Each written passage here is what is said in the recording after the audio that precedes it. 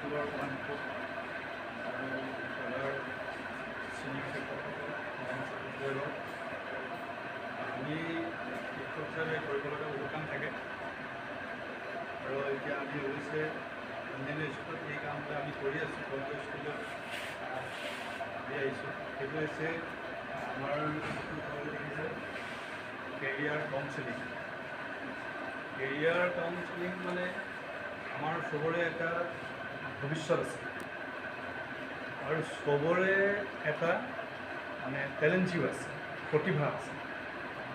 এইটো নহয় যে আমাৰ কোনো মানুহে প্ৰতিভা নহয়, সকলো মানুহে ক'ৰবাত নহয় ক'ৰবাত প্ৰতিভা লৈহে জন্ম আৰু এই প্ৰতিভাখিনি আমাৰ কি হয়, কেতিয়াবা আমাৰ নিজৰ প্ৰতিভা নিজে চিনি নোপোৱাৰ কাৰণে আমি বহুত সময় সমস্যাত পৰোঁ। আমাৰ সমাজতে আমি পিছলৈ গ'লে ডাঙৰ হ'লে গম পাবাগৈ যে বহুত আমাৰ যুৱক যুৱতী নিবনুৱা বুলি এটা কথা আহি যায় যে একো কাম বন নোপোৱা নিচিনা হয়, আমি যে পঢ়া শুনা এনেই কৰিলোঁ, এনেকুৱা কথা কিছুমান আহে। কিন্তু সেই কথাটো নহয়। আমি প্ৰতিজন নাগৰিকে, প্ৰতিজন ছাত্ৰ ছাত্ৰীয়ে একোটা ৰিচ'ৰ্চ মানে শক্তিৰ ভাণ্ডাৰ। কিন্তু চবৰে একে ক্ষেত্ৰত নহয়।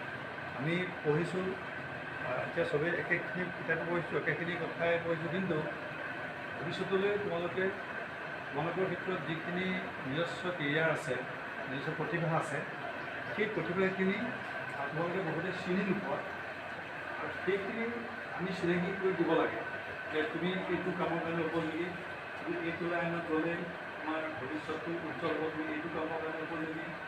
এনেকৈ বহুত ক্ষেত্ৰত কি হয়, আমাৰ প্ৰতিভাবিলাক আৱিষ্কাৰ নোহোৱাৰ কাৰণে আমাৰ ছাত্ৰ ছাত্ৰীসকল বা আমাৰ প্ৰজন্মবিলাক আমি একমুখী হৈ গৈ থাকোঁ, চাকৰি বিচাৰি থাকোঁ, সেই নিবনুৱা সমস্যা বাঢ়ি যায়।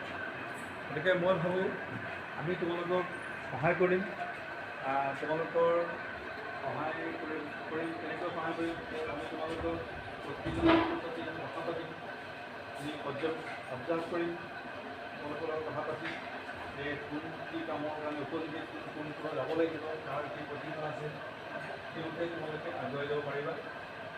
আমাৰ এই কাৰ্যসূচী চলি থাকিব আৰু আমাৰ বিভিন্ন সময়ত আজি আছে, পিছলৈ বিভিন্ন সময়ত বেলেগ বেলেগ কেৰিয়াৰ বিশেষজ্ঞ সকল আহি তোমালোকক ক'ব।